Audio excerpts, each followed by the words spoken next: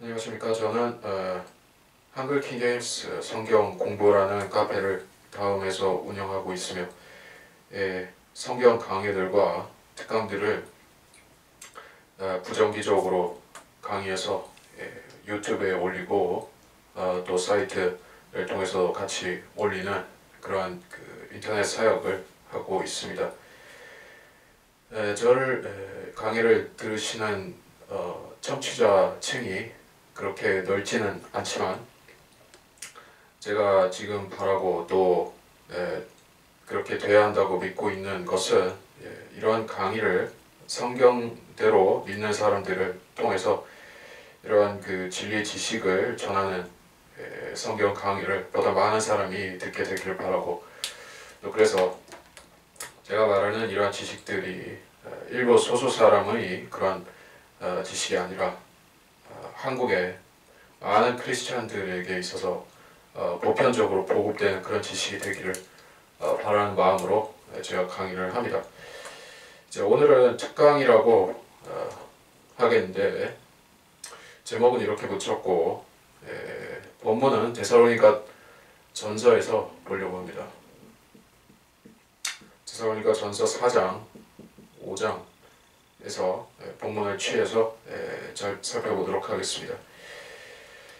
데살로니가 전서 4장 13절 이하 읽겠습니다. 형제들아, 잠든 자들에 관해서는 너희가 모르게 되는 것을 원치 아니하노니 이는 너희가 소망이 없는 다른 사람들과 같이 슬퍼하지 않게 하려는 것이라. 예수께서 죽었다가 다시 살아나신 것을 우리가 믿는다면 그와 같이 하나님께서는 예수 안에서 잠든 자들도 그와 함께 데리고 오시리라. 우리가 주의 말씀으로 너희에게 이것을 말하노니 주께서 오실 때까지 살아남아 있는 우리가 잠들어 있는 자들보다 결코 앞서지 못하리라. 그리스도인들이 지금이 마지막 때라고 할 때 우리가 가질 수 있는 또 우당 가져야 하는 최상의 소망이 무엇이겠습니까? 그리스도의 재림이죠. 신약 시대를 개막하는 사건이 오순절이었다고 하면 신약 시대를 마무리 짓는 사건은 교회의 휴거죠. 그리고 나서 이게 대환란이 오게 되는데, 자, 시대 구분은 그렇습니다. 구약 시대 4000년, 신약 시대 2000년, 그리고 휴거부터 대환란이 7년, 그리고 천년왕국이 있습니다. 밀레니엄이라고 하는 기간이 있습니다. 오순절에서 교회 시대가 시작이 되었고, 지금 우리는 은혜의 복음을 통해서 죄인이 구원을 받아 하나님의 나라에 들어오고 또 예수 그리스도를 믿어서 하나님의 양자가 될 수 있는 시대에 살고 있죠. 그래서 이 시대에 구원을 받는 것은 선물로 주시는 것이고 우리가 쉽게 구원을 받을 수 있기 때문에 참 소망이 믿는 사람들에게 있어서는 정말 소망 있는 시대라고 하겠지만 우리에게도 즉 그리스도인들에게도 남아있는 슬픔들이 있다는 것입니다. 그리스도인의 슬픔은 우리가 아직 몸의 구속을 못 받았다는 사실 때문에 기인하는 것이요. 그래서 13절에 말씀하고 있다시피 잠든 자들이라는 것은 이게 먼저 간 성도들을 말씀하는 것이죠.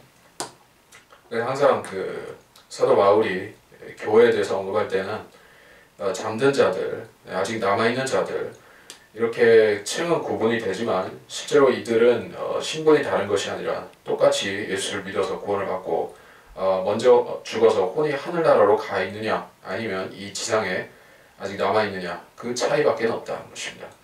그리고 궁극적으로 몸의 구속은 휴거를 통해서 완성이 될 텐데 이 사건이 있기 전까지 교회 시대는 2000년 동안에는 소망 가운데서 잠든 성도들이 있었다. 자, 그래서 13절에서는 너희가 소망이 없는 사람들과 같이 슬퍼하지 않게 하려 한다 라고 했습니다. 우리가 부활의 소망이 있다면 예수님이 부활하셨듯이 우리도 몸이 다시 산다. 예수님의 형상과 같은 몸으로 다시 살아난다 하는 그러한 소망을 갖고 있다면 우리가 슬퍼할 이유가 없겠죠. 그것은 이미 사도 바울이 고린도전서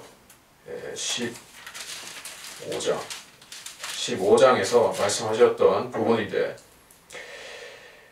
부활에 대한 부분을 잠깐 읽어보도록 하겠습니다. 고린도전서 15장 42절, 43절 이렇습니다. 죽은 자들의 부활도 이와 같으니 썩을 것으로 심겨서 썩지 아니한 것으로 일으켜주며 수치를 심겨서 영광된 것으로 일으켜주며 약한 것으로 심겨서 능력 있는 것으로 일으켜주며 육신의 타고난 몸으로 심겨서 영적인 몸으로 일으켜지느니라. 육신의 타고난 몸이 있고 또 영적인 몸이 있느니라. 두 가지 종류의 몸이 있는데 우리가 현재 입고 있는 몸은 흙으로 되어 있고 또 아담으로부터 물려받았으며 그 피 속에 우리가 죄성을 물려받아서 구원을 받았을지라도 우리가 원죄의 그리고 자범죄의 영향하에서 살고 있는 그러한 몸입니다. 그래서 우리 몸에서 제거되어야 하는 것은 바로 필수적으로 제거되어야 할 것은 죄성이다.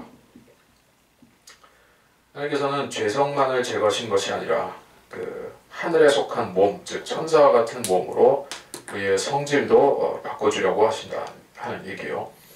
그런 몸을 우리가 소유하기 전까지 우리 이 지상에서 구원받지 못한 사람들과 전혀 다르지 않은 몸을 입고 살아가고 또 그들과 부대끼면서 때로는 슬픈 일도 겪고 억울한 일도 당하고 충돌하기도 하고 또 사기를 당하기도 하고 여러 가지 고통과 또 배신과 슬픔과 그러한 가운데서 살아가고 특별히 같은 그리스도인들이 신앙생활을 하다가 어떠한 성도가 먼저 떠나게 되면 우리가 과연 그 성도가 하늘나라로 갔다는 것은 알지만은 그러나 우리 마음속에 슬픔이 있다는 것입니다. 그 슬픔을 이길 수 있는 방법이 여기에 있는데 이 본문입니다. 14절 예수께서 죽었다가 다시 살아나신 것을 믿는다면 우리가 믿는다면 그와 같이 하나님께서는 예수 안에서 잠든 자들도 그와 함께 데리고 오신다 라고 했습니다. 이거는 휴거라는 사건의 두 가지 측면을 언급하고 있는 것입니다. 이건 잘 안 나옵니다. 휴거의 양 측면. 이것은 교회가 이 시대에 완전히 하나가 되지 못한 상태, 즉 하늘에 있는 성도들,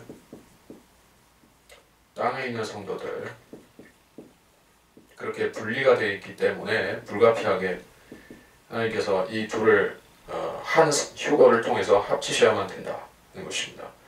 죽은 자들과 산 자들이 동시에 몸이 바뀌어지면서 그리스도 형상으로 바뀌면서 그분과 함께 낙원으로 올라가는 사건이다. 그렇게 되기 위해서는 먼저 시사절에서 잠든 자들이 먼저 와야 된다라고 했습니다. 여기로 와야 된다는 것입니다. 휴거는 우리가 변화돼서 가는 것이지만 그 전에 죽은 자들이 와야 된다는 것입니다. 15절 우리가 주의 말씀을 내게서 말하노니 주께서 오실 때까지 살아남아 있는 우리가 잠들어 있는 자들보다 결코 앞서지 못하리라. 무엇이 결코 앞서지 못한다 하는 얘기죠. 몸이 바뀌어지는 것, 변화되는 것, 그것이 앞서지 못한다는 얘기예요. 우리가 기다리고 있는 부활은 사실상 휴거와 같은 시점에 일어나는 사건인데 부활이라는 말은 성경에 있지만 휴거 랩처라는 말은 성경 외적인 단어로서 그것을 사건을 묘사하기 위해서 적절하게 부사된 단어죠. 그래서 원래 성경에는 없지만은 성경적인 단어입니다. 근데 어떤 사람을 보면 휴거에 대해서 거부감, 휴거에 대해서 반발심, 또 불신을 드러내는 사람들 가운데서는 성경에 그것이 없기 때문에 믿을 수가 없다. 믿을 수가 없기 때문에 또 그 사람들은 여러 가지 쓴 열매들을 나타내면서 쓴소리들을 하면서 또 성도들이 상처를 입히는 것을 볼 수가 있습니다. 휴거가 과연 성경에 없는가? 네, 성경에 있습니다. 성경에 있지만 여기서 묘사되기로는 끌려 올라간다는 말이 있죠. 우리가 이제 17절에서 보겠지만 끌려 올라간다. 예, 그 말이 곧 그 요약하자면 휴거인 것이요.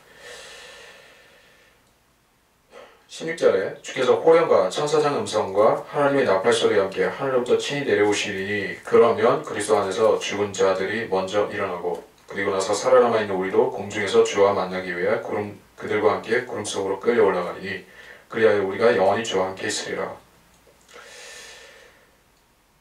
16절은 휴거의 핵심 그 상황 자체를 묘사한다 하는 것입니다. 자, 이 사건은 순간적, 그러니까 몸이 변화되는 것 자체는 순간적으로 변화가 된다는 것을 우리가 알 수 있어요. 예, 하나님의 나팔 소리가 울리면 또 천사장의 음성이 들리면 또 호령 소리가 나면 그때 예수 그리스도가 하늘로부터 내려오시면서 동시에 죽은 자들 그리스도인들의 혼이 이 땅에 내려오면서 동시에 그들의 죽은 몸들과 썩어 버렸을 수도 있지만 다시 그들의 몸이 재건되면서 거기에 혼이 합쳐져서 일어난다. 네. 근데 이것은 신비죠. 왜 신비일 수밖에 없는가? 죽은 자들의 부활은 신비가 아니지만 죽은 자의 부활이 왜 세상 사람들에게 있어서는 그 부활이 어리석게 여겨지는가? 우리가 고린도전서에서도 우리가 볼 수 있지만은 사람들은 그 몸이 썩어버리면 다시 생길 수 없다라고 생각하는 것이요. 썩어버리면 다시 못 생기기 때문에 이제 그 혼이라는 불멸하는 존재가 새로운 몸으로 옮겨 타서 해야 된다. 다시 생성이 돼야 된다. 몸이. 그래서 그 어떤 윤회 같은 것을 믿죠. 그래서 이 몸에서 저 몸으로 옮겨 다닌다 이렇게 생각하지만 그것은 그 하나님께서 전지전능하신 하나님께서 인간을 만들지 않았다는 그 소위 무신론 내지 진화론, 영적 진화론 그런 체계에서 말하는 것이요. 근데 하나님께서 사람의 몸을 설계하셨고 몸을 지탱하고 계시고 또 죽이기도 하고 살리기도 하시는 분이라면은 왜 죽은 몸을 다시 가져오지 못하시겠느냐 하는 것이요. 불에 다 없어졌든 썩어버렸든 아니면 다른 형태로 어딘가에 흩어졌든 간에 반드시 그 몸은 다시 생겨나야 된다는 것입니다. 그래서 아까 읽었던 고린도전서 본문도 그렇고 거기 고린도전서 15장 50절에 이렇게 말씀하고 있죠. 그러나 형제들아 이제 내가 이것을 말하노니 혈과 육은 하나님의 나라를 상속받을 수 없으며 썩을 것은 썩지 아니하는 것을 상속받을 수 없느니라. 혈과 육은 이라고 했을 때 이 혈은 물론 아담에서 이어받아서 우리가 이 육신을 입고 사는 동안에 죄성을 가지고 사는 그 피를 말하는 것이요. 근데 그것은 이제 놓고 가야 된다. 하나님 나라로 갖고 갈 수가 없다. 또 이 육, 여기서 육이라고 할 때 이것은 우리가 원래 부모로부터 물려받아서 지금 살고 있는 그 몸을 말하는 것이요. 그래서 이 몸이 새로운 몸으로 변화가 되면서 올라가야지 이 상태 그대로 올라가는 법은 없다. 16절을 다시 보면 데살로니가전서 4장 16절에 이렇게 말씀하고 있습니다. 호령과 천사장 음성과 하나님의 나팔 소리다. 이게 무엇인가를 우리가 자세하게 하나하나 분해해서 보는 것도 물론 의미가 있겠습니다. 물론 저도 그런 의미들을 연구해 보기도 했습니다. 근데 여기서 중요한 것은 이것들을 세 가지를 하나로 뭉뚱 그려서 하늘에서 소리들이 난다. 실질적이고 물리적이고 어떤 영적인 소리가 아닌 실질적인 소리가 들릴 것이다 얘기예요. 그 소리를 들을 적에 그때 뭔가를 해보려고 시도하는 것은 이미 늦을 수가 있겠죠. 그러한 그 시간이 얼마나 주어질지는 우리가 모르지만 예수님이 이미 오셨다면 또 이 공중에서 성도들을 부르고 계시다면 그때는 예수를 믿겠다고 하기에는 너무 늦었다 하는 것을 우리가 알아야겠습니다. 그래서 하늘에서 징조들이 나타나서 휴거의 사인이 명백해지기를 기다리는 그러한 사람들이 지금까지 쭉 있어 왔습니다. 과거에는 그들이 각종 이단 종파들로서 여호와의 증인들이라든지 주로 여호와의 증인들이 그렇게 안식교도 있고 그리고 문제를 일으킨 많은 종파들이 있었죠. 다미선교회 그리고 그 영생교 구원파 이런 식으로 그런 자들은 하나님께서 무슨 사인을 기다리고 빛의 천사를 가장하는 사탄이 내려와서 그들을 멋있게 그런 카리스마 있는 모습으로 영접하는 것을 생각하는데 그런 것은 아니다 하는 얘기예요. 그리스도께서 오시는 것은 물론 엄청난 사건이고 또 세상에는 충격적인 일이 될 것입니다. 세상은 적어도 이런 사건은 적어도 인류 역사 6,000년 동안에는 없었던 일이기 때문에 그렇죠. 초림 때에도 비슷한 사건이 있기는 있었습니다. 그런 사건이 어디 있었는가? 마태복음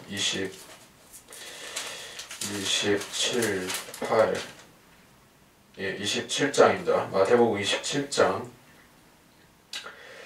50절부터 예수께서 다시 큰 음성으로 소리 지르신 후 숨을 거두시더라. 그런데 보라, 성전의 휘장이 위에서 아래까지 둘로 찢어지고 땅이 흔들리며 바위들이 갈라지고 무덤들이 열리며 잠들었던 많은 성도들의 몸이 일어났으며 주께서 부활하신 후에 무덤에서 나와 거룩한 도성으로 들어가 많은 사람들에게 나타나더라. 자, 이 마태복음 27장 50절로 53절 본문의 말씀은 짤막하지만 우리에게 아주 충격적인 진실을 보여주고 있습니다. 어떤 충격적인 진실인가? 휴거는 그 역사상으로 일어난 적이 아마 먼저 있었다는 것이죠. 1차적으로 있었고 우리는 지금 두 번째를 지금 경험할 것이라 하는 사실을 말합니다. 대부분의 사람들은 이 마태복음 27장을 인식을 못하는 것이 보통입니다. 인식을 한다 하더라도 그런 불가사의한 일이 있었구나 정도로 그냥 넘어가는 경향이 있습니다. 그것이 대부분의 교인들이 그렇게 보죠. 근데 이것은 그렇게 단순하게 그렇구나 라고 넘어갈 정도가 아니라 대단한 사건인 것이요. 이 사람들이 한두 사람은 아니었던 거예요. 많은 사람들이죠. 물론 우리 시대에 휴거될 사람들은 많은 사람들이 아니라 수억 명이라고 봐야 될 것입니다. 왜냐하면 2000년 동안에 예수 그리스도를 얼마나 많은 사람이 믿었을지 우리가 모르죠.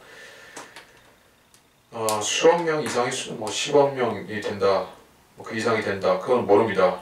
왜냐하면 거기에 플러스해서 성도들 뿐만이 아니라 플러스해서 영아들 있죠. 영아, 유아로서 죽은 사람들. 옛날에 전염병이 만연하고 약도 없고 그랬던 그 중세시대 이런 때에는 패스트로 죽거나 장티푸스, 호열자 해가지고 많이 죽었죠. 아이들도 죽고 천연두로도 죽고 그러한 그렇게 죽은 사람들은 어디로 갔냐 하는 것이요. 유아들은 영아들은 죽어도 죄가 인정되지 않기 때문에 그 사람들은 아이들은 구원을 받는 것이요.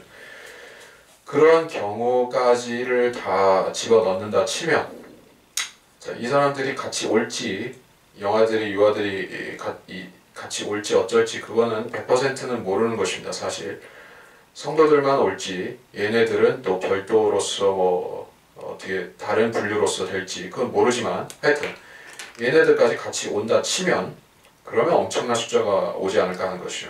10억 이상 될 수도 있고 그런 숫자가 온다고 가정하자는 것입니다. 그러면 이 시대의 구원을 현재 받고 사는 사람들이 몇 명이나 될까요? 이 지구상에 대략 73억, 70몇 억 정도가 지금 이 지구상에 살고 있습니다. 그 중에서 명목상으로 크리스찬이라고 하는 사람들은 10억이 채 되지를 않아요. 10억이 되는지 모르겠습니다. 근데 그거는 그 캐토릭과 동방 정교회 각종 그런 그 동방계통 종파들 그리고 성공회, 프로테스탄트 기타 등등을 다 포함했을 때 10억이 될까 말까 하는 것으로 짐작이 되는데 그 중에서 한 5%가 진짜 구원을 받은 사람들이다. 넉넉히 잡아서 한 7, 8% 구원받은 사람들이다 해도 1억 명도 채 안 될 것이다 이렇게 보는 게 맞겠죠. 그래서 뭐 이렇게 휴거에 대해서 얘기할 때 신학자들은 수백만 명이 한 번에 사라진다. 수백만 명 얘기를 많이 하는 것이 이 시대가 악해졌기 때문에 구원받은 사람들이 교회 안에서 점점 줄어드는 현상과도 밀접한 관련이 있다고 하겠습니다. 몇 명이 구원을 받았고 현재 그 휴거의 대상자인가 하는 것은 사실 우리에게는 큰 관심사이겠지만은 알 수가 없습니다. 왜냐하면 복음 전파는 예수님이 공중 재림하시는 그 순간까지도 계속 될 것이고 선교사들은 계속 선교할 것이고 영접하는 사람들은 계속 있을 것이기 때문에 우리가 그것은 마지막까지 가봐야지 아는 것이다. 섣불리 어떻게 몇천만 명이다, 1억이다, 그 이상이다 뭐 그렇게 단정을 할 수는 없는 노릇입니다. 자, 하여간에 제가 처음에 얘기했던 바와 같이 마태복음 27장의 그 초림 때의 부활 휴거 사건과 비교해 볼 때 그 규모상 어마어마하게 몇백 배 이상 엄청나게 많은 사람들이 부활할 것이요. 이게 전 지구적인 사건이 될 것입니다. 전 지구적인 사건이면서 동시에 그 사건, 휴거 사건은 초림 때의 전례를 비슷하게 따라갈 가능성이 있다는 것입니다. 마태복음 27장을 우리가 주목해서 공부해야 되는 이유가 여기에 있다고 하겠습니다. 그때의 양상과 앞으로 우리가 체험하게 될 그 휴거와 양상이 비슷하게 돌아갈 수가 있다. 무슨 근거로 그렇게 얘기를 하시는가? 자, 하나님께서는 구약시대에 신약에 나타날 구원의 모형들을 보여주시곤 하셨죠. 성막이 바로 그 하늘의 예표임과 동시에 그 여러가지 구원과 속죄의 예표이기도, 신약적인 구원과 속죄의 예표이기도 했었던 것과 같이 성경에는 수많은 예표들이 있습니다. 그 중에서 우리가 27장에서 보고자 하는 예표는 바로 그 직접적인 휴거의 예표인 것입니다. 우리가 보겠습니다. 다시 돌아가서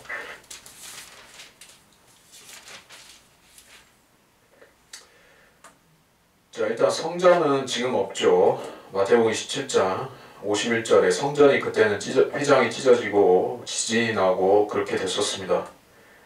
네, 성전은 없지만은 맞아요. 성전산은 지금도 거기 있고 예루살렘에 거기 있고 그 산에는 지금 유대인의 성전이 아니라 아랍 사람들의 그 마호메트의 신전이 세워져 있죠. 그 오마르 모스크, 또 바위돈 모스크, 황금 모스크라 그렇게 불리는 그런 사원이 서 있습니다. 이제 많은 사람들이 언제 제3성전, 다시 말해서 대환란 때 그 유대인들이 경배드리게 될 그 성전이 다시 지어질까 그러한 이야기들을 합니다. 정확한 것은 우리가 알 수 없어요. 언제 정확히 그것이 지어지고 완공되고 거기서 첫 경배가 제사가 드려지고 그런 게 어떤 식으로 될지 그건 우리가 모르죠. 그건 막상 대환란이 와 봐야지 그때 알 노릇이고 지금 우리는 교회 시대에 있기 때문에 잘 모릅니다. 근데 하나 확실한 것은 성전이 지어지기 위해서는 기적적인 방법이 분명 동원되어야 할 것이다. 그렇게 보는 것이요. 그래서 돌아가신 피터 락만 박사님도 그렇게 얘기를 했었죠. 성전이 지어지는 몇 가지 옵션들이 있다. 서로 평화조약을 맺어서 유대인과 아랍인들이 합작해서 짓거나 아니면 유대인과 아랍인이 전쟁을 해서 유대인이 또 이겨가지고 성전을 짓거나 아니면은 그 빈자리에다가 유대 성전을 짓고 그 모슬렘 성전을 헐지 않거나 공존하는 방법도 있다. 그리고 한 가지 더 초자연적인 하나님의 개입이 있는데 그냥 그 아랍 성전을 무너뜨려 버릴 것이다. 어떤 방법으로? 지진 같은 것으로 그렇게 한다는 얘기예요. 그게 아닌 게 아니라 우리가 좀 전에 마태복음 27장에서 보았다시피 그 지진이 있었죠. 바위가 갈라지고 지진이 나고 그런 일이 있었습니다. 이게 동일한 일이 우리 휴거 때 발생한다고 볼 수도 있겠죠. 꼭 100% 그런 것은 아니지만 지진이 나서 거기 오마르 성전, 모슬렘의 그 성전이 허물어질 수도 있겠죠. 자, 그런 가능성을 제가 얘기를 한 것이요. 그래서 이 여러 가지 소리들이 의미하는 바가 단지 뭐 그냥 수식어 같은 것이 아니다는 얘기예요. 16절에서 호령, 천사장 음성, 하나님 나팔소리. 자, 교회 하나를 위해서라고 하면, 교회만을 휴거시키기 위한 하나의 그 단일적인 메시지라고 하면 하나만 줘도 충분하지 않겠습니까? 사실 교회만 데리고 오고자 한다면 이 세 번째로 언급된 하나님이 나팔소리, 이게 다시 말해서 예수님이 친히 음성을 발하신다 이렇게 말할 수 있는 것인데, 그거 하나만 충분한데, 근데 여기 호령, 천사장의 음성 이런 것들이 같이 나오는 것을 볼 때 뭔가 사건이, 지진 같은 사건이 일어나겠다 하는 것을 우리가 알 수가 있습니다. 자, 어쨌든 그것은 이제 이 지상에 남겨질 사람들이 봐야 될 현상인 것이고, 우리들 자신은 그런 일이 막 벌어지는 찰나의 상황에 그냥 올라가기 때문에 뒤에 남겨진 사람들은 잘 모르죠. 어떻게 될지. 17절에 살아남아있는 우리도 공중에서 만나기 위해, 주와 만나기 위해 그들과 함께 구름 속으로 끌려 올라가리니. 자, 위치를 명확하게 명백하게 밝혀주고 있습니다. 자, 이 장면은 예수님이 그 홀로 구름 가운데 와서 계신 것이고, 이 지상에서 성도들이 다 부활한 것이요, 또는 몸이 산채로 변화가 된 것이요. 그래서 그 죽은 자들과 산 자들이 이제 동일한 부활의 몸을 입고 동시에 구름 속으로, 즉 주님이 계신 그 구름 속으로 올라가는 것입니다. 우리가 영원히 주와 함께 있으리라. 이 한마디로 요약되는 것은 이 지상에서 우리가 슬픔을 겪는 이유가 여기 있었다는 것입니다. 이 지상에서는 우리가 얼굴과 얼굴을 마주해서 보지 못하고 유리를 통해서 보는 것 같이 희미하죠.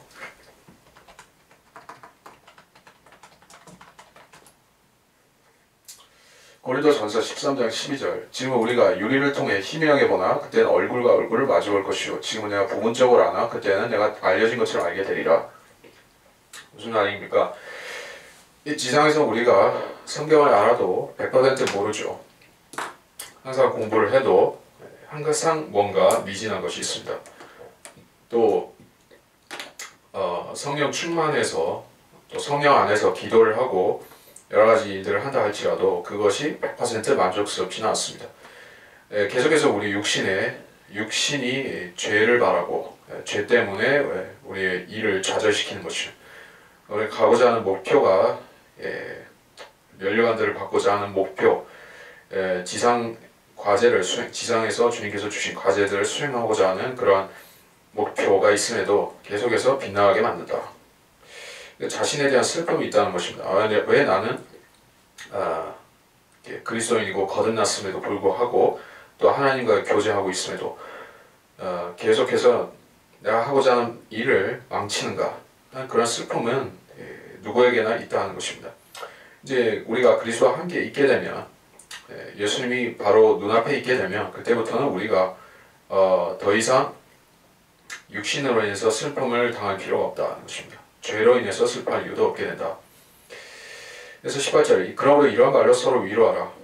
이제 휴거는 우리에게 있어서는 놀라운 사건이기도 하지만, 휴거의 진정한 의의는 위로다는 것입니다.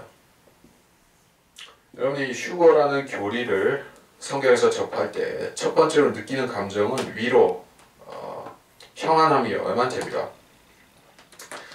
그렇지 않고 이것이 의혹으로 된다면, 불안감으로 작용한다면, 내가 이것을 받을까 받지 못할까, 못 받으면 어떻게 될까, 환난에 남겨지면 또 환난을 통과하면서 짐승의 표를 받고 그런 것을 생각할 때 두려움이 일어난다 하면 그것은 위로가 될 수가 없죠.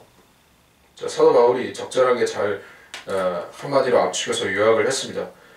근데 사람들이 이런 구절을 좀 채로 의미를 생각 안 한 채 지나치는 것 같습니다. 위로를 받기는커녕 여기서 의혹을 제기한 사람들이 있는가 하면, 불안감을 쏟아내는 사람들이 있고, 또 사람들을 공포에 질리게 하는 그러한 악마적인 사람들도 있습니다. 시한부 종말론을 퍼뜨리는 교주들과 잘못된 종파들이 있습니다. 잘못된 목사들이 있습니다. 그들은 위로를 주지 못합니다. 왜냐하면 이 땅에서 그리스도와 분리된 채로 환난을 통과한다라고 그들이 가르치는 메시지는 영원히 우리가 주와 함께 있으리라는 이 메시지와는 정반대가 되기 때문에 절대 위로를 줄 수 없다는 게.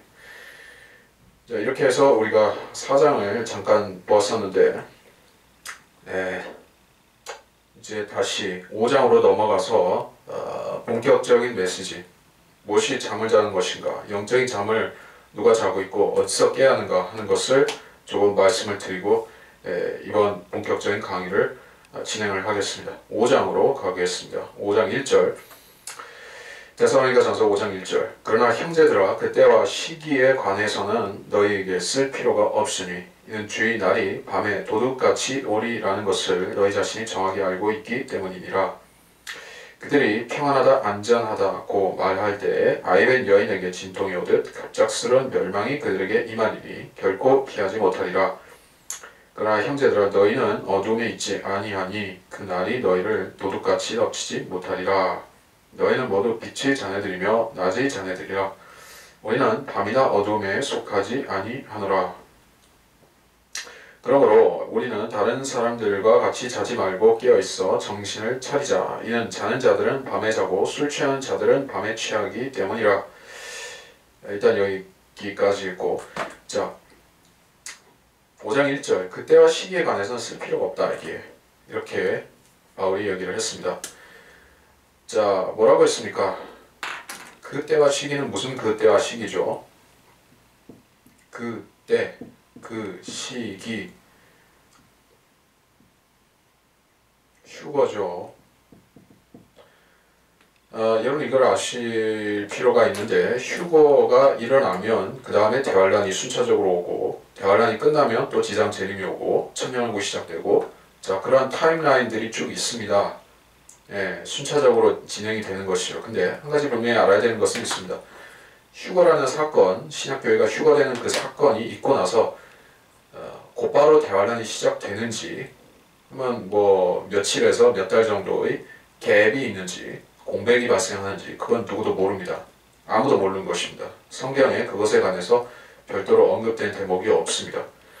그러나 대부분의 사람들은 그냥 곧바로 시작된다라고 그렇게 생각을 하는 것 같습니다. 근데 그것은 좀 모순이 될 수가 있어요. 그렇게 되기 위해서는 교회의 휴거가 거의 뭐라고 해야 되나, 대환란의 시작과 거의 중첩되다시피 그런 현상이 발생하게 되는 것이에요. 자, 대환란이 그냥 막 시작될 수 있는 게 아니죠. 대환란도 엄연히 대환란을 진행시킬 수 있는 여러 가지 근거가 있어야 되는 거예요. 1차적으로는 성전이 있어야 되죠.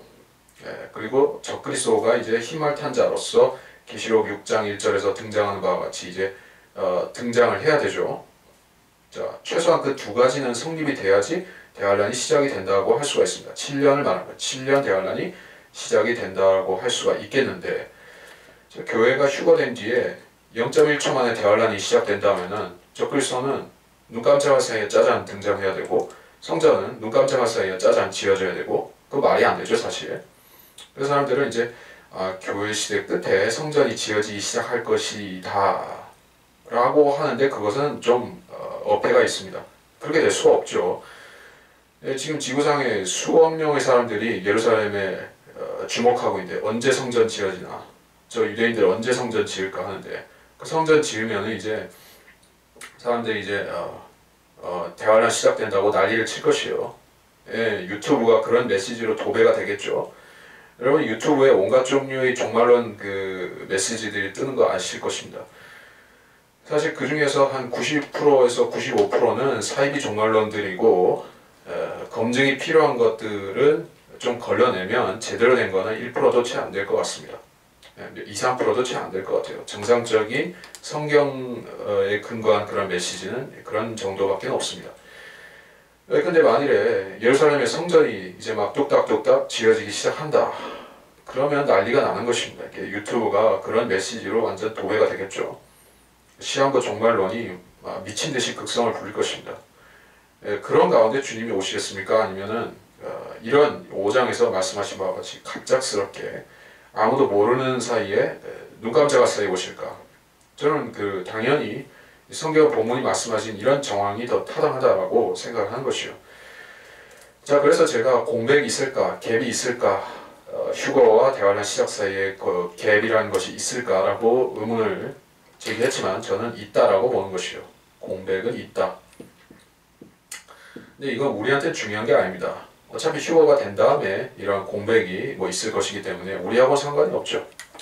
그러나 이 지상에서 환란을 통과할 사람들은 그게 날짜 계산하는데 상당히 중요할 것이요. 이 진짜 대환란이 몇 월 며칠부로 시작이 된 것인지 그 사람들이 모르고 있으면은 이제 큰일 날 수가 있으니까 피난을 갈 때 가야 되고 도망갈 때 가야 되고 여러 가지가 있는데 그걸 모르고 있으면 안 되죠. 그러니까 그 사람들한테는 중요한 일이 되겠지만 우리한테는 상관이 없습니다. 그래서 5장 1절에서는 그때와 시기에 관해서 쓸 필요가 없다라고 한 것이요. 우리는 날짜 계산을 할 필요도 없고 대환란 시작이 언제 될지 그 날짜를 따져봐야 될 필요도 사실은 없습니다. 요새 한참 시끄럽게 그 얘기하는 것이 뭐 있죠. 2017년 9월 23일 나팔절일 그 나팔절 휴거설인가 나팔절 적그리스도인가 휴거인가 아무튼 그게 있어요. 이 사람들이 메시지는 그러니까 그때가 되면 이제 별자리에 뭐가 나타난다. 베들레헴의 별인가가 나타난다.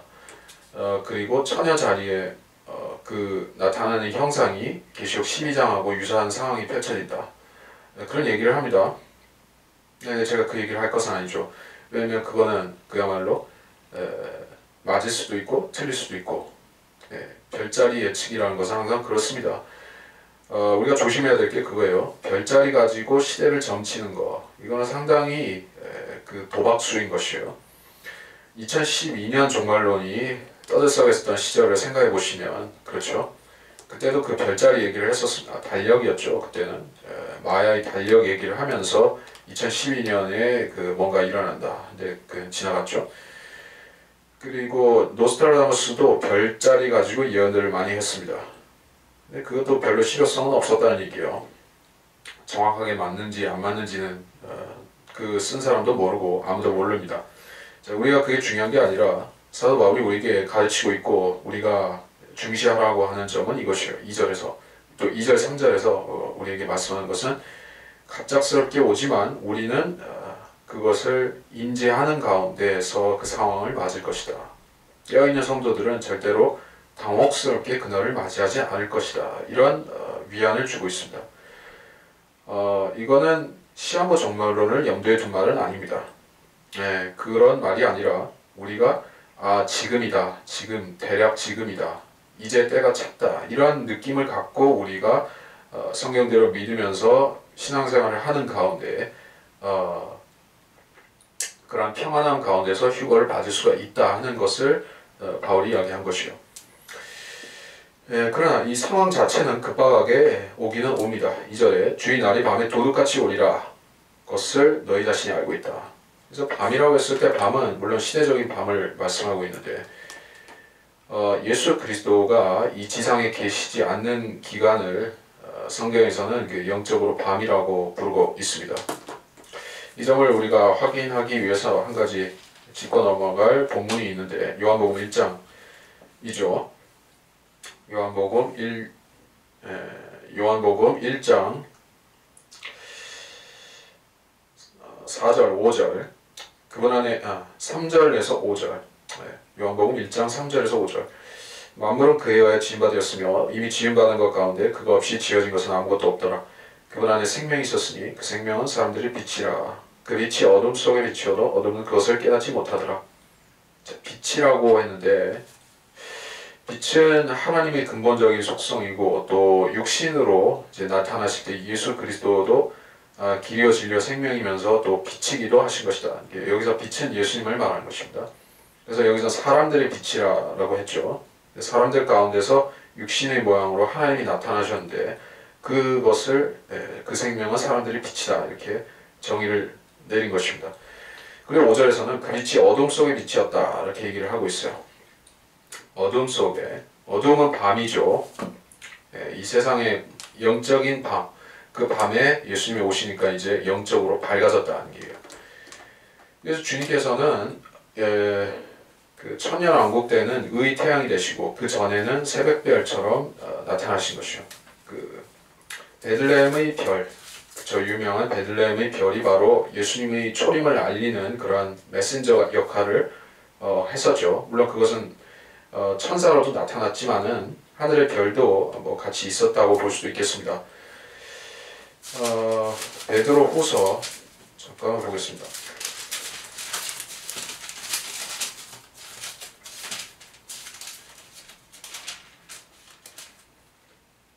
베드로서 1장 19절 우리에게 더 확실한 예언의 말씀이 있으니 날이 새어 새별이 너희 마음에 떠오르기까지 너희가 어두운 곳에서 빛나는 빛에 주의하듯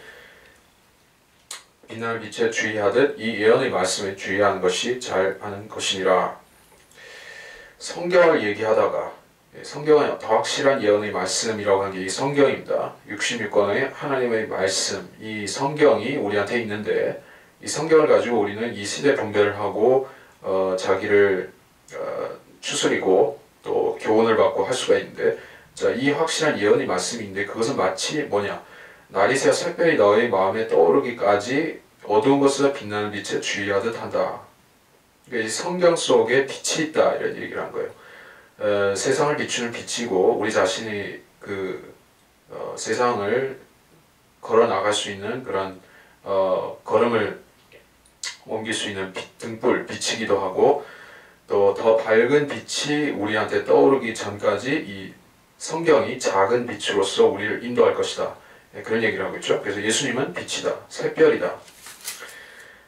새별은 모닝스타, 금성이라고 보통 이야기를 하죠. 이 새별은 보통은 새별이 하늘에 뜨지만은 여기서는 마음에 떠오른다라고 했기 때문에 이게 아주 요긴한 메시지라고 제가 말씀을 드리겠습니다. 여러분이 그 베드로후서 1장 다시 말씀드리자면 베드로후서 1장 19절 이 말씀을 잘 새겨 보실 필요가 있겠다. 곱씹어 보실 필요가 있다. 왜냐? 마음에 떠오르기 때문에. 새별은 너희 머리 위에 떠오르기까지 이렇게 안 했죠. 예수님이 공중에 오시는 것은 사실입니다. 그러나 그 분이 공중에 오실 때 사람들은 새별을 보지는 못할 것이요. 무슨 베들레헴의 별이 반짝반짝 하듯이 예수님이 오시는 걸 보지는 못한다. 왜냐? 그분은 구름 속에 오시기 때문에, 구름이 그 영광을 가리기 때문에 사람들은 보지를 못할 것이요. 그래서 우리가 예수님이 막상 공중에 오셨을 때 그분이 오셨구나 하는 것을 인지하는 수단은 무엇이냐? 마음의 새별이 먼저 떠오르게 돼 있다는 얘기예요. 마음 속에 떠오른다. 그래서 이 새별이 뜰 때 우리는 그때구나 하는 것을 알 수가 있을 것이라는 얘기요. 근데 그 시기가 정확하게 지명되어 있지는 않습니다. 새별은 이미 우리 마음속에 떠오를 준비를 하고 있을 것이요. 예수님이 오실 날이 임박해 있고 그 시기가 임박해 있다고 하면 여러분들은 이미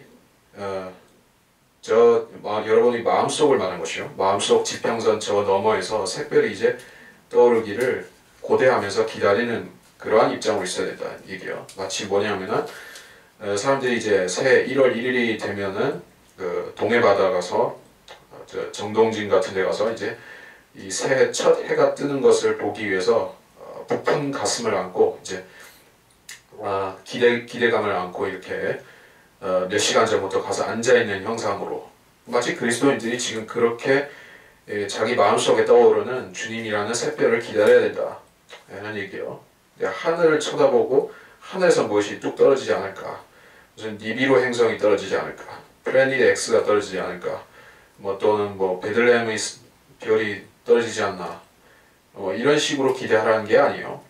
자, 하늘의 현상들, 천체 관측을 하고 하늘의 현상들을 분별하는 건 바벨론 사람들이 더 잘합니다. 아마 동방의 현자들도 바벨론 사람들이었다고 하는 얘기가 있고,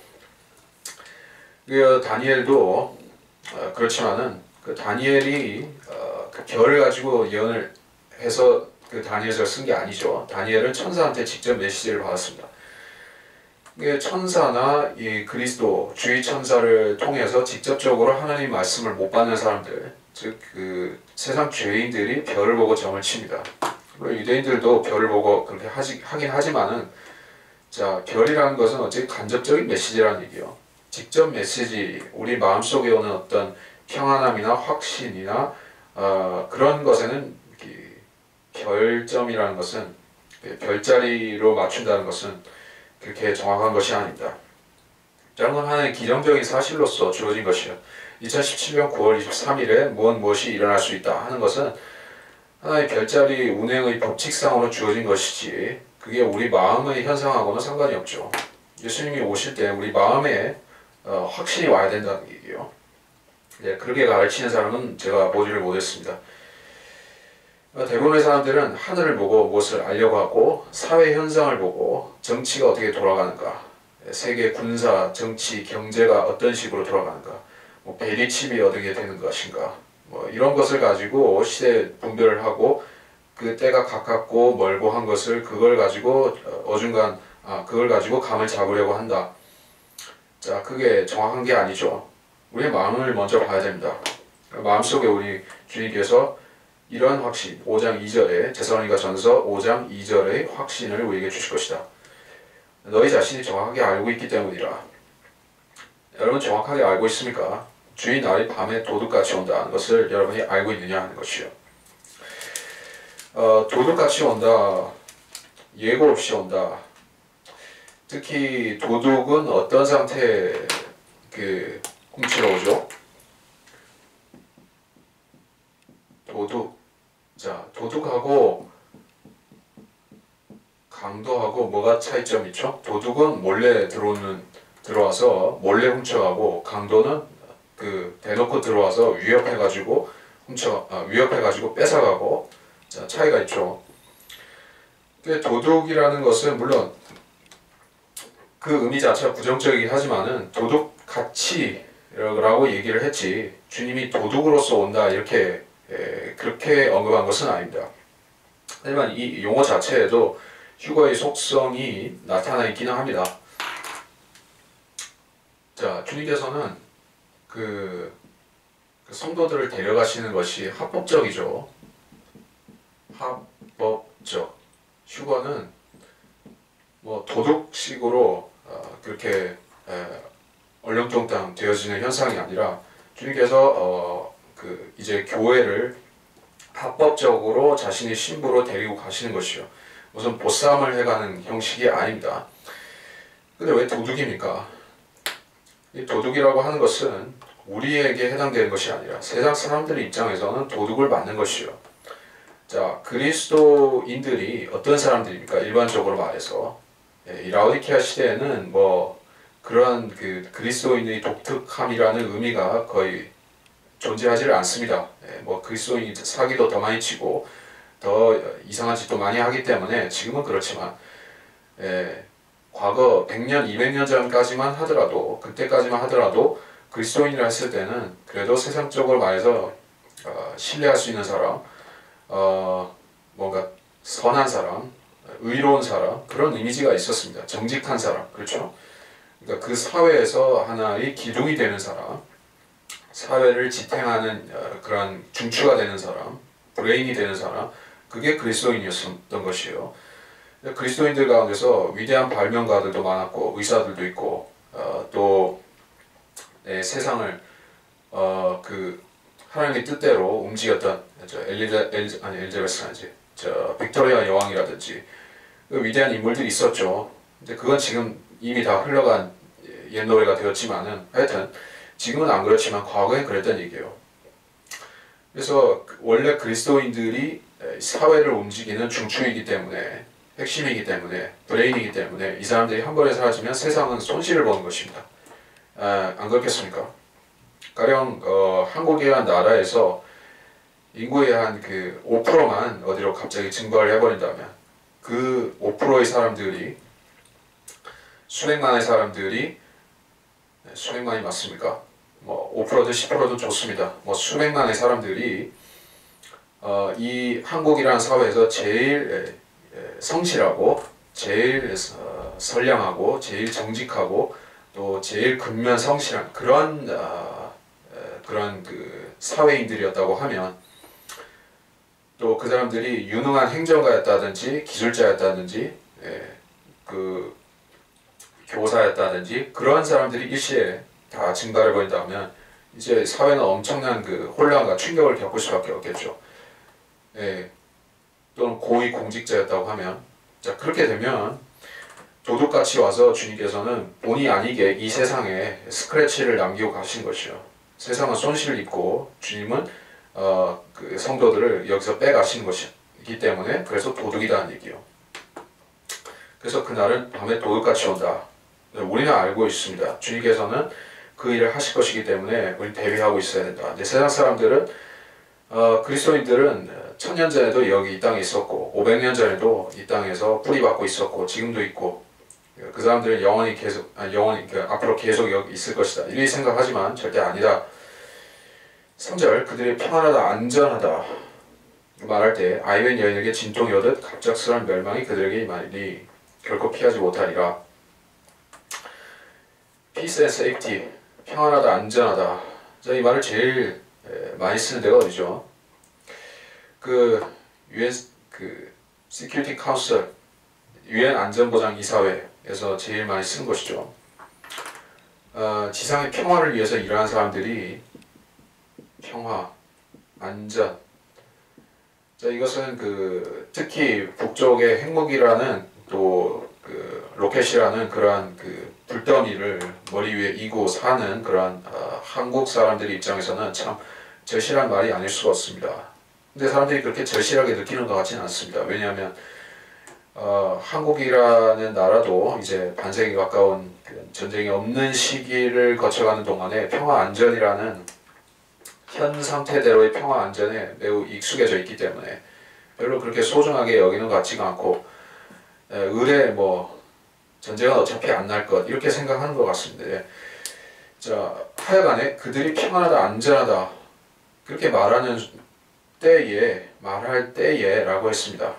이게 무슨 말이냐면은 이제 어떤 그 위기가 극복되고 이제 사람들의 마음이 느슨해질 것이다. 그런 식의 뉘앙스를 주고 있지 않습니까?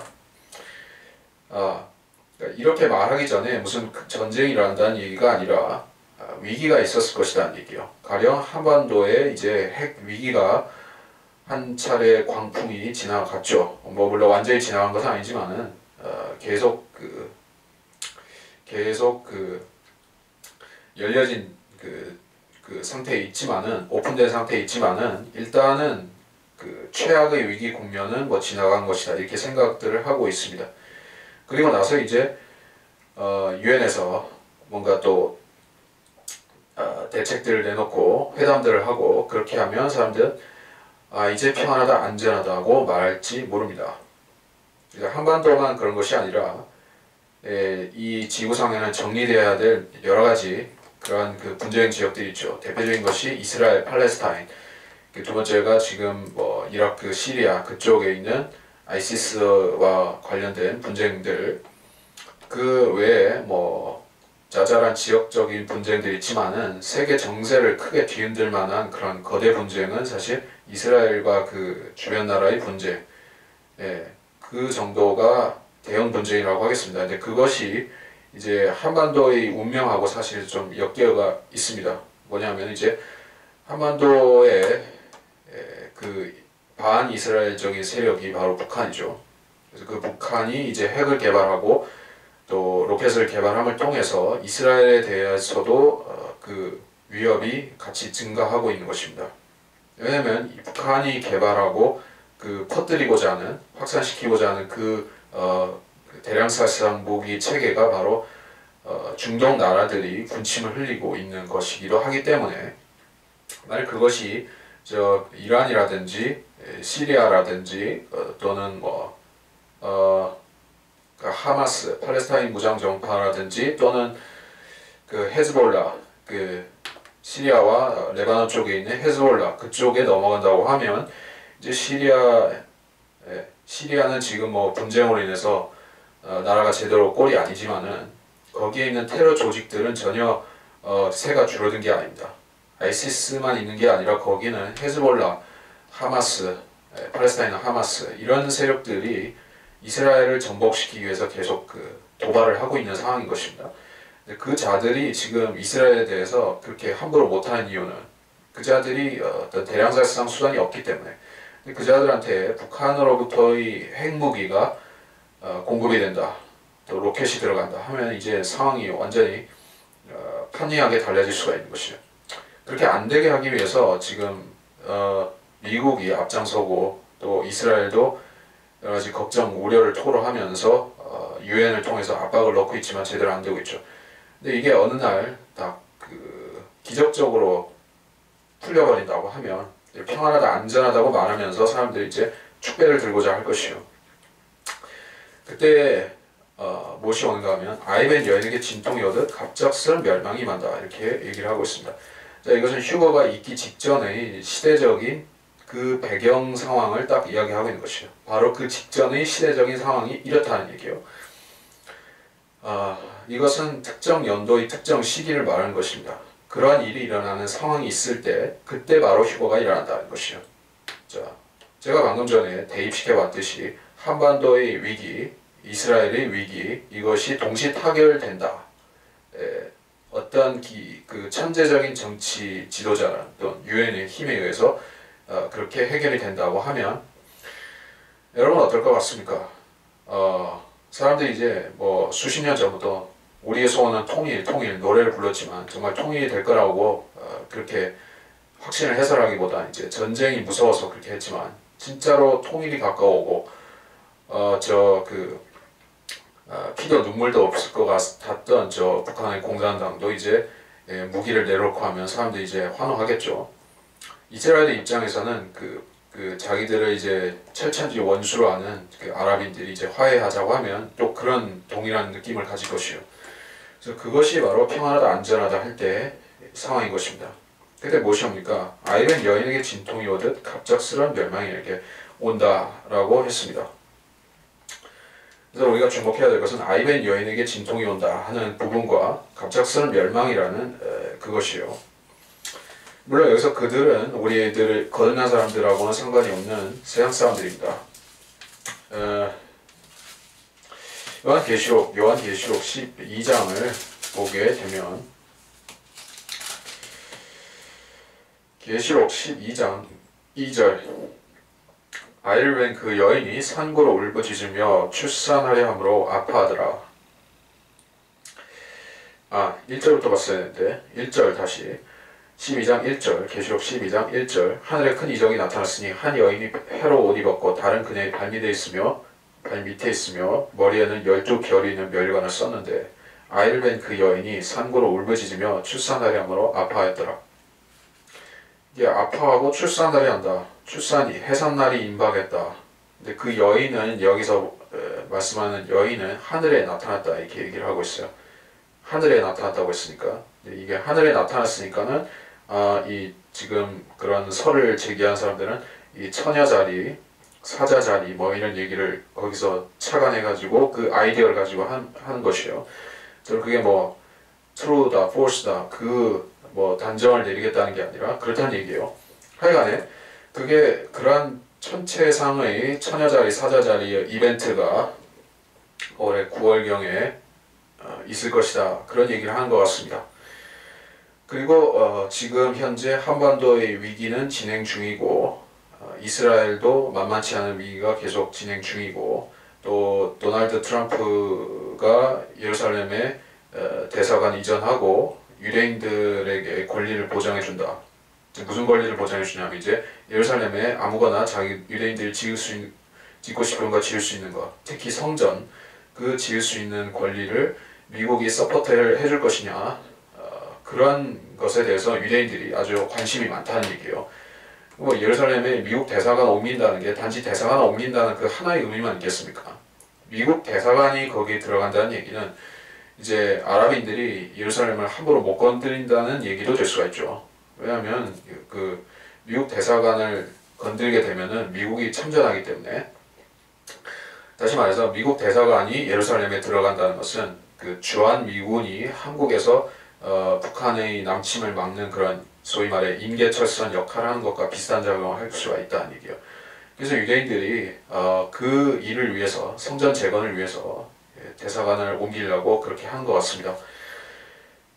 자, 그런 저런 것들이 이제 타결이 되고 쾌속으로 진행이 된다면 지금부터 지금이 5월이고 6, 7, 8 이렇게 진행이 된다면 사람들이 이제 평화 무드가 해빙 무드가 무르익어 간다 하고 설익은 그러한 그 환호성을 보낼 수도 있고 샴페인을 터뜨리려고 할 수가 있을 것입니다.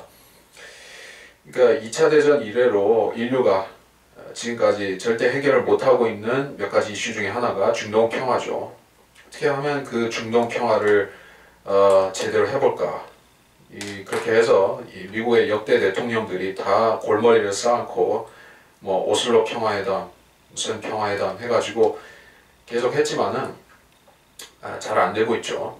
이해 당사자들의 입장이 서로 너무나 서로 간의 대립이 심해서 아랍인들이 주장하는 것과 유대인들이 원하는 것이 너무나 틀려서 그게 안 되고 있습니다. 근데 이제 그런 것들을 한 큐에 해결해 버릴 수 있는 그러한 이벤트가 발생한다면 뭔가가 있다면 자 그게 뭔지는 모릅니다. 근데 그렇게 된다면 이제 갑작스런 멸망이 올 차례가 되는 것이요.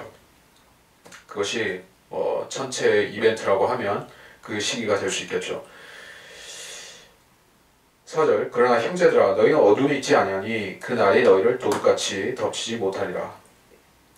너희는 모두 빛의 자녀들이며 낮의 자녀들이라. 우리는 밤이나 어둠에 속하지 아니하노라 라고 얘기를 했습니다. 그 날이 도둑같이 너희를 덮치지 못한다 이렇게 얘기를 했습니다. 그래서 휴거의 그 날, 이 휴거를 뜻하는 그 날이냐 여기서 아닙니다. 이 4절에서 그 날이 도둑같이 라고 했을 때 이 그 날은 이제 그 휴거를 가리킨 게 아니라 대환란이 이제 스타트하는 시작되는 그 날을 7년 대환란이 시작되는 날을 말한다고 봐야겠죠. 제가 아까 이야기를 잠깐 했지만 공백이 있을 것이다 라고 했어요. 그래서 휴거의 그 날과 대환란 시작의 그 날은 일치하지 않는다고 저는 생각을 합니다. 왜냐하면 공백이 있기 때문에요. 수개월까지 공백이 될 수도 있습니다. 교회 휴거는 오순절일 가능성이 높고 그것은 5월 말에서 6월 초죠. 태음력이기 때문에 5월 말에서 6월 초죠. 그리고 지금의 사람들이 얘기하는 유튜브에서 얘기하는 9월 23일은 이제 그 나팔절이에요. 가을절기죠. 그렇기 때문에 이게 시차가 있는 것입니다. 그래서 그것이 제가 말하는 이제 그 시차가 될 것인데, 자, 우리는 그런 이벤트를 기다리고 있는 것이 아니다. 하늘에 무슨 아이벤 여인이 나타나는 그런 이벤트 기다리는 것도 아니고, 별자리 보는 것도 아니고, 평안하다 안전하다고 말할 때에 그때가 우리가 떠난 다음이 될 수도 있습니다. 어쩌면 평안하다 안전하다.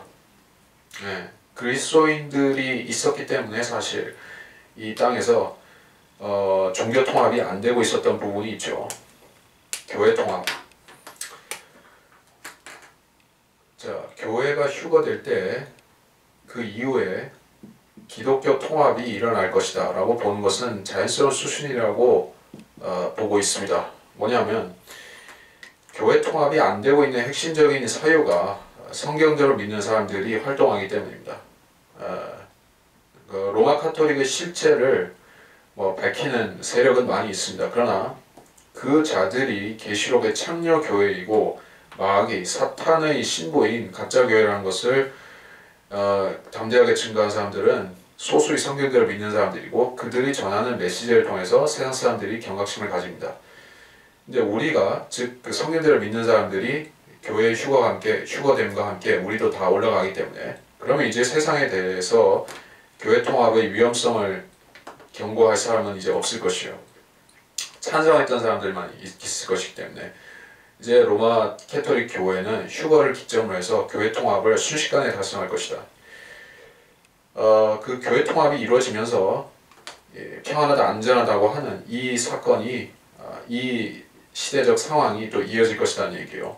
교회 통합이 되고 그 통합된 기독교가 모슬렘들과 유대교와 협상을 해서 세계 평화를 위해서 우리 서로 한 걸음씩 양보하자 이렇게 할 것이다. 이렇게 저는 생각을 합니다.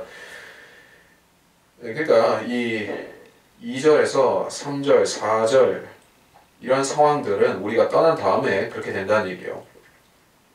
사실 5장 전체가 1절에서부터 전체가 우리가 떠난 다음에 이런 쭉쭉쭉 이런 상황이 전개가 될 것이다 하는 얘기를 하고 있습니다. 그리고 그것은 아마도 대환란이 시작되는 그 휴거와 대환란 시작 사이의 그 공백 기간에 벌어질 그러한 그 짧은 평안하다, 안전하다는 기간을 말하는 것 같습니다. 자, 그래서 5절에서 다시 말씀하죠. 우리는 빛의 자녀들이고 낮의 자녀들이라. 우리는 밤이나 어둠에 속하지 아니하노라. 자, 확실하게 어두움이 시작되는 때가 대환란입니다. 이게 밤의 경점 가운데서 밤의 가장 어두운 경점, 그것이 대환란이기 때문에 경점. 자, 그 경점이 오기 전에 우리는 휴거가 됩니다. 그래서 우리는 빛의 자녀, 낮의 자녀 그렇게 불리고 있어요. 빛은 예수님이고 또 낮은 예수 그리스도를 가리키는 다른 말입니다. 그리고 밤이나 어둠이라는 것은 적그리스도나 사탄을 뜻하는 것이요. 그래서 그쪽에 속한 사람들, 이 세상 거듭나지 못한 자연인들은 여기에 있을 것이다 얘기요. 6절 우리는 다른 사람들과 같이 자지 말고 깨어있어 정신을 차리자. 자는 자들은 밤에 자고 술 취하는 자들은 밤에 취하기 때문이라. 6절 7절은 우리의 그 기다리는 사람들, 그 날, 즉 휴거의 날을 기다리는 사람들에게 있어서 우리가 교훈 삼아야 될 부분을 이야기하고 정신을 차리자, 청유형 이렇게 하자라고 청유형으로 말씀하고 있죠. 다시 말해서 너가 깨어있지 않고 정신을 차리지 못하고 영적으로 잠들어 있으면 너는 휴거의 열차를 놓치고 말 것이야. 이렇게 하나의 경고 내지 위협하는 말씀은 아닙니다. 여기서는 깨어있자, 정신을 차리자 하는 이렇게 하자 하는 권유형이라는 것을 아셔야 됩니다. 자, 성경에서 이렇게 하자라고 말씀하는 것이라고 해서 우리가 무시해도 된다는 뜻이냐? 절대 아니죠. 성경에서 권유형으로 말씀했다 하더라도 그것은 우리가 반드시 교훈으로서 지켜야만 되는 것이요. 그러나 그렇게 하지 않으면 우리는 손실을 분명히 있기 때문에 그렇습니다. 여기서 손실을 입을 수도 있고 위에서 손실을 입을 수도 있습니다. 즉 이 지상생에서 손실을 볼 수도 있고 하늘의 그리스도의 심판석에서 면류관의 손실을 입을 수도 있습니다. 그래서 어쨌든 우리는 정신을 차려야 됩니다. 깨어있고 정신을 차리자는 것은 자, 이 의미를 우리가 깊이 생각해 볼 필요가 있겠죠.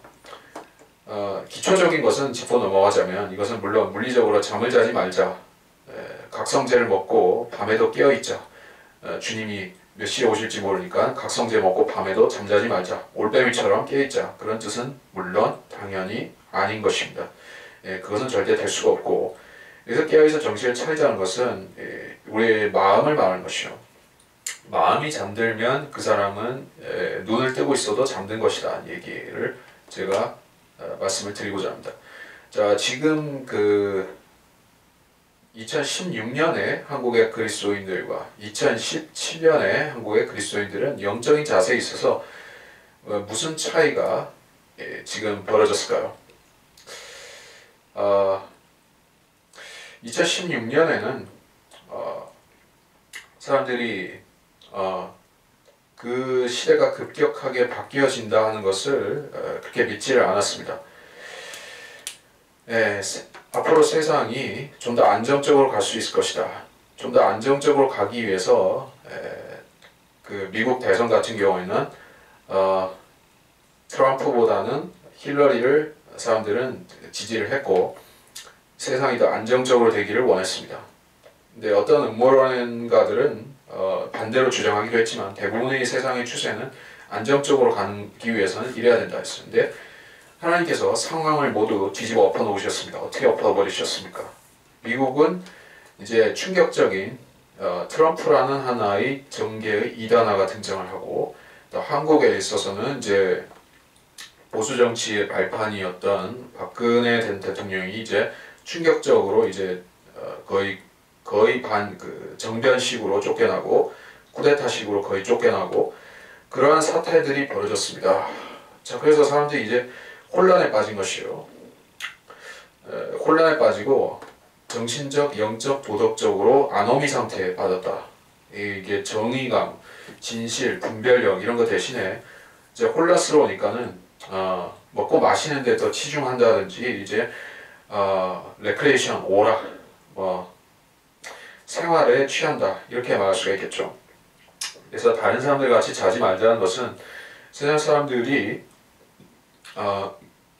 무슨 뭐 메이저리그나 무슨 뭐 LPGA 골프를 보고 환장을 하고 뭐 해외 여행 다니고 아니면은 뭐 사치품을 사고 또는 뭐 기타 등등 세상을 즐기고 유흥오락하는데 만끽한다는 것이요. 왜냐하면은 그 사람들은 종말이 올 때, 주님 재림 직전이 올 때 경제가 왕창 망할 것이다 이렇게 생각하는 경우도 있습니다만 제가 생각할 때는 그렇게 되지는 않을 것입니다. 그 많은 사람들이 취해 있고 잠들어 있고 세상을 즐기고 있다고 이게 분명히 얘기를 하고 있어요. 그래서 6절에서는 다른 사람들이 자고 있고 또 7절에서는 자는 자들은 밤에 잔다. 또 술 취한 자들도 취해 있다. 이렇게 말씀한 것이에요. 세상이 이제 질펀하게 놀거리가 생겼다는 거예요. 이제 경제적으로 몰락하기 직전에 반짝 호황이라는 것이 있죠. 그것이 그 20세기 경제 대공황, 20세기 초에 그 경제 대공황 때에도 비슷한 현상이었었고 항상 몰락하기 전에는 반짝하는 시기가 있습니다. 어떤 나라나 민족이나 할 것 없이 다 그런 게 있어요. 지금이 그러한 시기로서 이제 그 태풍 직전의 폭풍 직전의 고요와 같은 상태다 이것이요. 그리스도인들은 그러한 상태 속에서 이제 그 지향점을 잃어버렸습니다. 주님이 곧 오신다 하는 얘기는 너무 많이 들었기 때문에 너무나 식상해졌기 때문에 이제 좀처럼 믿지를 않으려고 합니다. 아마도 주님은 이제 이 시대에는 오시지 않을 것 같다. 아예 안 오실지도 몰라. 뭐 오신다면 한 50년 뒤에 나의 손자나 증손자 때 오실런지 그건 잘 모르겠고 나는 이 세상을 즐기면서 살아야겠어. 하고 싶은 거 미루지 말고 다 하면서 살아야지. 그렇게 즐기면서 부어라 마셔라. 그래 살아도 문제없다. 이렇게 생각하는 것입니다. 그래서 뉴스, 매스미디어들은 이제 4차 산업혁명을 얘기하고 세상이 점점 좋아진다고 얘기하고 실업률은 낮아진다. 경제 성장은 계속될 것이다. 그리고 각종 그 정치적인 국제 위기들은 이제 극복되는 방향으로 갈 것이다. 종교는 이제 서로 화해할 것이다. 모슬렘들이 지금 제일 극성을 부리고 뭐 테러를 하고 하긴 하지만은 자 그것도 이제 뭐 지나가는 바람이지. 이제 좀 지나면은 이제 교황 서양 사람들이 그 입만 쳐다보고 있는 프란시스코 교황 그 사람이 이제 또 세계 그 일루미나티들과 여러 비밀 조직원들을 모아서 세상에 평화를 줄 것이다 하는 얘기예요. 거짓 평화죠. 그런 것을 믿기 때문에 세상 사람 이제 자고 있고 취해 있는 것이요. 하지만 우리는 그렇게 하지 말라는 것입니다. 그래서 제가 여기에 제목을 잘 담궈왔습니다. 교회 잠에서 깨어나라. 거듭난 사람들은 잠에서 깨어야 한다는 것입니다.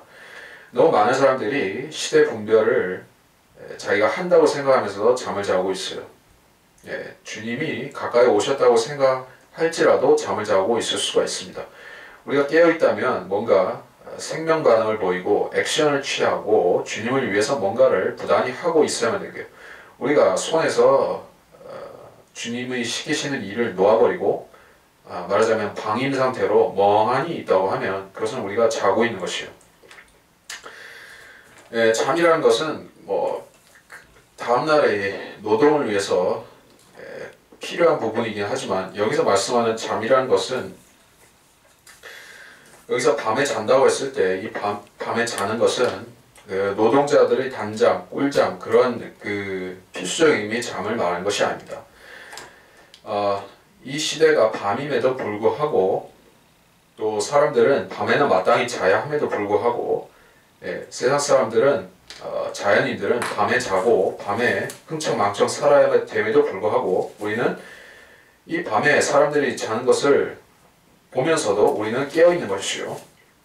세상에 대해서 경고를 하고 우리들 스스로도 샛별이 언제 뜨는가 마음을 점검하고 그렇게 하고 있는 것이요. 그렇게 하고 있다면 주님께서 오셨을 때 그 때가 우리한테 도둑같이 오지를 않는 것입니다. 자연스럽게 우리에게 받아들여진 것이요. 어쩌면 이것은 뭐 100% 아니라 할지라도 그렇게 우리가 신실하게 대비하고 살고 있다고 하면 주님께서는 우리에게 더 큰 확신을 주셔서 지금이다. 더 철저히 우리가 깨어있고 우리가 신실하게 주님 일을 해야 된다 하는 마음속에 강한 확신을 주셔서 우리로 힘을 얻어서 이 세상을 그러니까 힘을 얻어서 이 마지막 때에 주님이 일을 피치를 올려서 할 수 있게끔 우리를 도와주실 것이라는 얘기요. 그래서 8절에서 8절 9절 잠깐만 지금 8절 9절하고 맞춰 8절 9절을 10절까지 하고 마쳐야겠습니다. 자, 8절 그러나 우리는 낮에 속하니 정신을 차리고 믿음과 사랑의 흉배를 붙이고 구원의 소망인 투구를 쓰자. 이는 하나님께서 우리가 진노를 받도록 정해놓으신 것이 아니라 우리 주 예수 그리스도를 통하여 구원을 받게 하셨기 때문이라. 주께서 우리를 위해 죽으심은 우리가 깨든지 자든지 주와 함께 살게 하시려는 것이라. 그래서 11절은 또 위로하라는 말로서 끝납니다. 계속해서 4장도 위로하라, 5장도 여기서 위로하라. 그런데 누가 위로를 받는 것인가? 열심히 싸우고 있는 믿음의 전사들이 위로를 받는다는 얘기를 하고 있습니다. 8절 9절 정신을 차리고 이렇게 하면 무장을 하면 우리는 싸우는 그리스도의 용사가 된다 이렇게 얘기를 했습니다. 여기서는 두 가지만 말씀을 하고 있지만 믿음과 사랑의 흉배 그리고 구원의 소망 투구 두 가지만 말씀하고 있습니다. 보호받는 측면을 여기서는 언급을 하고 있어요. 적극적으로 우리가 말씀을 가지고 찔러서 싸워 이긴다 하는 그 부분은 여기서 언급을 안 했습니다. 이것도 우리가 조금 묵상을 해볼 필요가 있을 것 같습니다. 하나님의 말씀을 손에 쥐면 우리는 세상을 싸워서 이기고 굴복도 시킬 수가 있어요. 마틴 루터가 했던 것 같이 성경을 갖고 있으면 손에 쥐고 있으면 우리는 세상을 몇십억과 맞서 싸울 수도 있습니다. 근데 그리스도인들이 설령 그 정도까지 못한다 할지라도 최소한 자기 자신은 추스리고 지킬 수가 있어야 되는 것이요. 그래서 믿음과 사랑의 흉배를 이야기하고 구원의 소망 투구를 말씀했습니다. 문제는 많은 사람들이 칼도 없고 즉 성경도 없고 투구 즉 그 구원의 소망도 가지지 않은 채로 마귀와 싸워서 이길 수 있다라고 만용을 부리고 있다는 것이요. 그래서 그들은 돈키호테가 저 풍차에 돌진하는 것처럼 그들의 썩은 가짜 성경을 가지고 풍차로 돌진하다가 마귀에게 잡아먹히는 것이요. 그렇게 안 되기 위해서는 1차적으로 구원의 소망 투구가 우리에게 필요하다는 얘기를 우리가 주목해야겠습니다. 그래서 구원의 복음, 사도 바울의 구원의 복음, 은혜의 복음을 우리가 철저히 우리 자신이 기본적으로 우리가 믿어야 될 뿐 아니라 다른 사람들에게 담대하게 증거할 필요가 있다. 즉 그리스도인들이 마지막 때에 주님 오시기 직전까지 손에서 놓지 말아야 될 일, 더 열성적으로 해야 될 일, 열성에 열성을 더 더해서 해야 될 일이 있다면은 그것은 바로 구령인 것입니다. 거리 설교인 것이요. 복음 전파인 것입니다. 그래서 하고 있다면 우리는 자고 술 취하는 자들과 같이 아류로 취급받지 않는다 하는 것입니다. 그래서 9절에서 우리가 진노를 받도록 정해놓은 게 아니다. 예수님을 통해서 우리가 구원을 받게 하셨기 때문이다 라고 했습니다. 그래서 하나님께서는 우리가 진노를 받도록 정해놓으신 게 아니다 라고 했을 때 이것은 하나님의 지옥 불못 심판의 영원한 정죄 그 부분도 포함을 합니다. 당연히 우리는 거기로 들어가지 않도록 정해져 있습니다. 그것이 구원의 보장인 것이요. 근데 거기에 하나 더 플러스가 되는 게 뭐냐면은 대환란입니다. 자, 대환란이라는 것은 하나님께서 지구상의 수십억의 사람들을 시험해서 그들이 믿음과 행위를 가지고 그 때와 시기를 이기는가 못 이기는가를 가지고 지옥행, 하늘나라행, 하늘나라가 아니죠. 천년왕국행 그것을 가늠하시는 그런 시험의 장인 것이요. 근데 우리가 거기로 들어가서 하나님의 진노, 즉 구원받지 못한 세상 사람들에 대한 진노를 같이 받지 않는다는 거예요. 그래서 우리는 휴거를 100% 확신할 수 있는 부분이 진노를 받도록 정해놓으신 것이 아니다 하는 이 말씀 한 가지로도 우리가 믿고 넘어갈 수 있는 것이요. 그리고 오늘 구원을 받았다 하는 의미가 바로 그와 동급인 것이요. 우리가 예수님을 그리스도를 구주로 믿고 구원을 받았다면 그것은 다른 말로 해서 우리가 개활란에서 하나님의 진노를 안 받도록 정해진 것과 같은 것이다. 그래서 10절에서 우리가 깨든지 자든지 즉 살았든지 죽었든지 몸이 먼저 죽든지 그래서 주님과 함께 올라가 있든지 아니면 이 땅에서 소망하며 기다리고 있든지 간에 예수 그리스도의 죽으심은 결국에 그의 부활하심과 마찬가지로 우리를 그분과 연합시키고 같은 몸으로 변화시킬 그러한 근거가 되는 사건인 것이요. 여러분이 그리스도의 죽으심과 장사되신 부활하심을 사도 바울이 은혜의 복음에서 가르친 그 내용 그대로 믿고 살았다고 하면 여러분은 절대로 실패하지 않고 휴거를 받을 뿐 아니라 셋째 하늘에서 이 지상에서 벌어지는 어떤 환란을 겪지 않고 셋째 하늘에서 그리스도와 함께 있을 수가 있는 것입니다. 그래서 이러한 말씀은 우리에게 또한 위로를 주고 우리를 세워주는 그런 경건의 교훈이 되는 말씀이기도 한 것입니다. 그 가장 중요한 것은 자기가 그리스도인이고 거듭난 사람의 신분이라고 할 때 잠을 자서는 안 되겠죠. 그러니까 세상 사람들의 관점에서 세상을 바라보지 말아야 될 것입니다. 세상 사람들이 제일 관심을 가지는 것은 정권이 어떻게 바뀌느냐, 이 사람이 잡느냐, 저 사람이 잡느냐, 정책이 어떻게 되느냐, 경제 정책이 어떻게 바뀌느냐, 시장이 또는 경제가 호황이냐, 불황이냐, 인플레냐, 디플레냐, 뭐 그런 것을 가지고 뭐 실업률이 높아지냐, 낮아지냐, 그런 걸 가지고 사람들은 민감하고 울고 웃고 짜고 하는 것이요. 근데 우리는 그거는 별것이 아닙니다. 세상은 썩어져 가고 낡아져 있고 소모되어 가고 있고 이제 드디어는 그리스도께서 오실 때는 이제 뭡니까? 멸망이 오는 것이요. 갑작스러운 멸망이 오도록 지금 그 멸망이 쪼아리를 틀고 기다리고 있는 것입니다. 왜 그런 것을 안다면은 사탄이 이 지상에서 앞으로 7년 동안 있을 그 기간 동안에 계획하고 있는 그 모든 그 엄청난 일들을 우리가 성경대로 우리가 확인하고 믿고 있다면 어떻게 이 세상에서 뭐 경제가 좋아진다 뭐 그런 걸 가지고 일이 할 수가 있겠습니까?